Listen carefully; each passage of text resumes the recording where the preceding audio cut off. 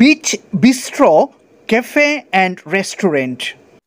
সবুজ পাহাড় এবং বিশাল সমুদ্রের এক অনাবিল সৌন্দর্যের মাঝে এই রেস্টুরেন্টের অবস্থান।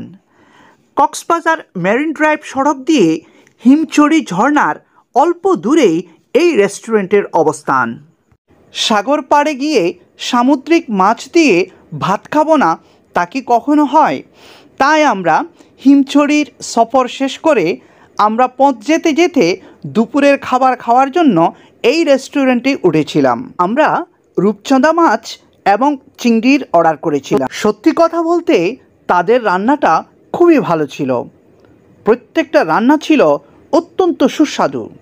কক্সবাজারের সেই কলাতলিতে যে সমস্ত অনেকগুলো রেস্টুরেন্ট রয়েছে তাদের খাবার থেকে আমার কাছে এই রেস্টুরেন্টের খাবারটা অনেক বেশি ভালো লেগেছে।